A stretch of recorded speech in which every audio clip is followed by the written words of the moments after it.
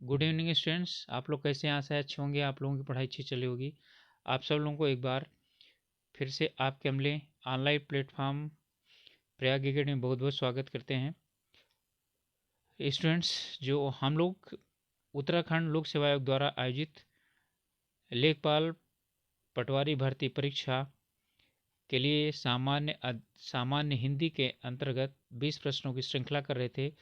उसी में से ही आज 20 प्रश्नों के सामान्य हिंदी के टेस्ट श्रृंखला को आगे बढ़ाते हैं, जो 8 जनवरी 2023 को होने वाली परीक्षा है पटवारी लेखपाल की उत्तराखंड लोक सेवा आयोग द्वारा करवाई जा रही है। तो चलिए शुरुआत करते हैं।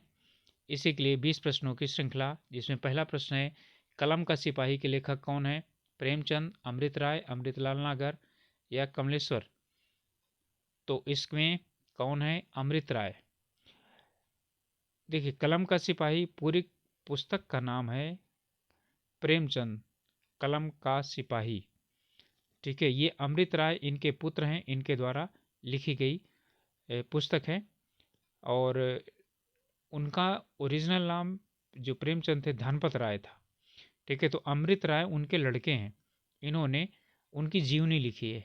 ओके, अगला है 55 खंबे लाल दीवारें। ठीक है, ये किसकी कृति है? मनु भंडारी, उषा प्रियंवदा, दयाल पांडे या शिवानी की? तो ये उषा प्रियंवदा की रचना है। ठीक है, 55 खंबे लाल दीवारें। अगला है, किस कवि को एक भारतीय आत्मा उपनाम से भी जाना जाता है? किस कवि को एक भारतीय की आत्मा नाम से भी जाना जाता है? मैथिली शरण गुप्त, माखनलाल चतुर्वेदी, रामनरेश त्रिपाठी, बालकृष्ण शर्मा, नवीन। ठीक है, तो एक भारतीय की आत्मा के नाम से किसे जाना जाता है? माखनलाल चतुर्वेदी के नाम को जाना जाता है। ठीक है, और इन्हें राष्ट्रकवि के नाम से भी जाना जाता है। कादम्बरी के लेखक कौन? हर्ष है, बाणभट्ट है, रसखान है, बिहारी है? आप लोग जानते हैं कि कादम्बरी के लेखक कौन है? बाणभट्ट। अगला है, गोदान व गबन किस लेखक की कृतियां हैं?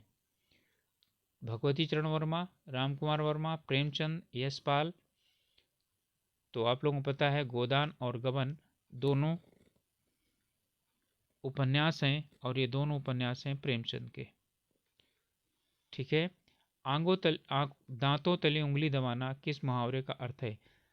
इसका अर्थ क्या होगा? आश्चर्यचकित होना, शर्मिंदा होना, निराश होना या मजबूर होना? तो दांतों तले उंगली दबाना का मतलब होता है आश्चर्यचकित होना। देवदत्त में कौन सा समास है? तत्पुरुष, अव्ययी भाव, द्वंद्व समास या द्विगु समास? देवदत्त।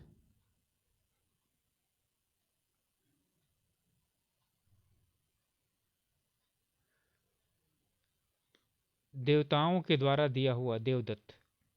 ठीक है, तो ये होगा तत्पुरुष, इसमें तत्पुरुष समास।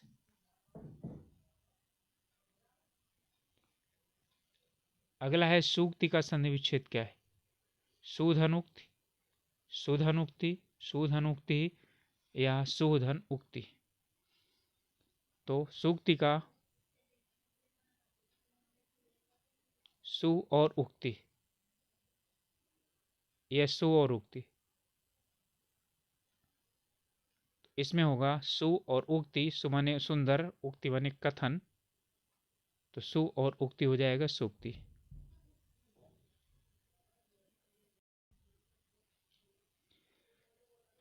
बदनाम में उपसर्ग कौन सा है? बर, बा, बद या बिल? ठीक है, तो इसमें कौन सा हो जाएगा? बद हो जाएगा।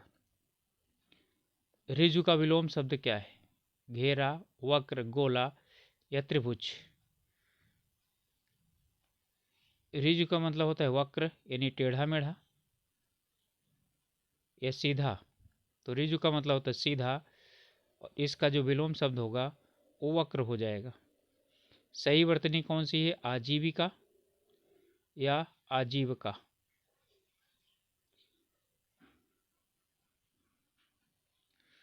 इसका वैसे तो आपके नेक्स्ट में और हैं, लेकिन इसका सही आपका आजीविका ही है। आजीविका सही आपका वर्तनी है। ठीक है, इसमें आजीविका और अजीविका, तो आपका हो जाएगा का आजीविका। शोणित किसका प्रयोज्य शब्द है? चांदी का, चंदन का, खून का या जल का? तो शोणित किसका प्रयोज्य शब्द है? शोणित का अर्थ होता है खून, रक्त। संस्कृत के आकारांत शब्द कौन से होते हैं? स्त्रीलिंग, पुल्लिंग या दोनों, या इनमें से कोई नहीं? यानी संस्कृत में आकारांत जो शब्द होते हैं वो क्या होते हैं? स्त्रीलिंग होते हैं, पुल्लिंग होते हैं या दोनों होते हैं? तो संस्कृत के आकारांत जो होते हैं वो दोनों, स्त्रीलिंग भी होते हैं और क्या होता है, पुल्लिंग भी होते हैं। ठीक है, जैसे बाला, ठीक है, सूता, तो ये सब क्या हो गए? स्त्रीलिंग हो गए।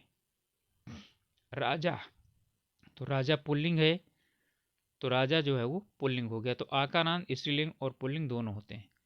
इस वजह गम्य का विलोम शब्द कौन सा है? अगम्य, सुगम्य, गंतव्य या चराचर? तो गम्य का मतलब जहाँ जाने योग्य हो, अगम्य का मतलब होता है जहाँ जाने योग्य ना हो, उसे क्या बोलते हैं? अगम्य बोलते हैं।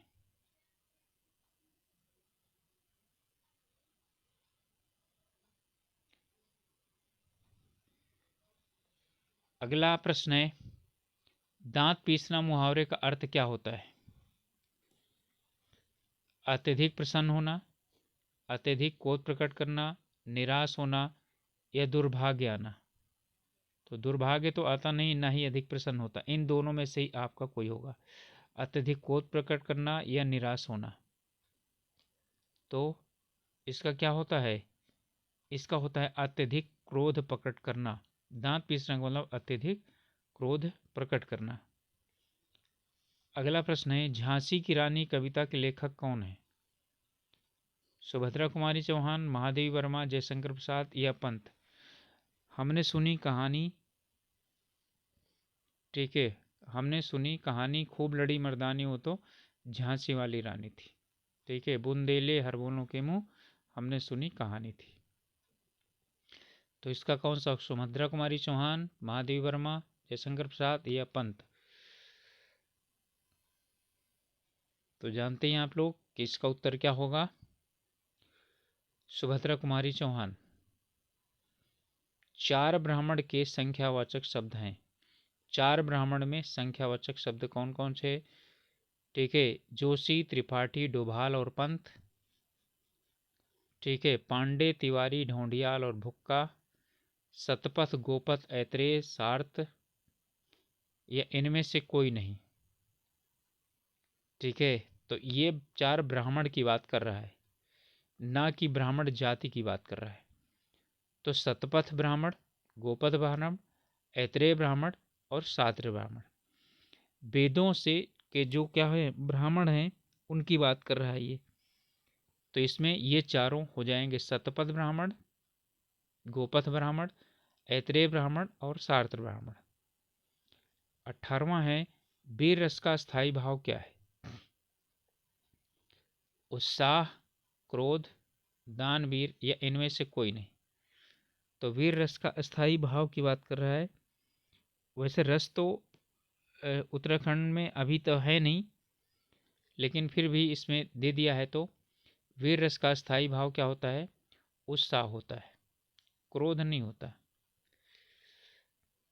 ठीक है, उत्साह होता है। अगला है, दिगंबर में कौन सी संधि है?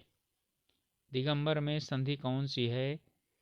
स्वर संधि, व्यंजन संधि या विसर्ग संधि? तो दिगंबर में संधि कौन सी है?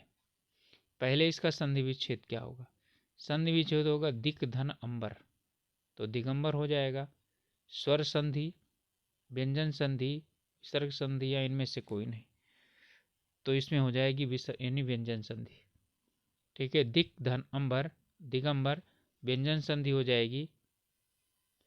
इसमें है कि प्रथम किसी भी स्पर्श व्यंजन के प्रथम वर्ण के बाद कोई भी स्वर आता है तो क्या हो जाता है, ये तीसरे में परिवर्तित हो जाता है, तो दिक का अपने गा में परिवर्तित हो जाएगा। ओके। दिगंबर का मतलब होता है, यानी कि दिक माने दिशाएं ही, जिसका अंबर हो अर्थात कपड़ा हो, वस्त्र हो, उसे बोलते हैं दिगंबर, अर्थात जिसने कपड़ा धारण ना किया हो, वही होता है दिगंबर। चा घाट घाट का पानी पीना, इसका अर्थ क्या है, अनाड़ी होना, संसार का अनुभव प्राप्त करना, मिलनसार या विद्वान। तो घाट घाट का पानी पीना, इसका मतलब होता है कि सभी जगहों का क्या करना, एक्सपीरियंस होना, यानी अनुभव प्राप्त करना। इसका मतलब है कि आपका उत्तर हो जाएगा खा, यानी कि संसार का अनुभव प्राप्त करना। घाट घाट का पानी पीना, संसार का अनुभव प्राप्त करना। ओके स्टूडेंट्स, तो ये था आपका 20 प्रश्नों की श्रृंखला, और आप लोगों के लिए काफ़ी अधिक उपयोगी होगी।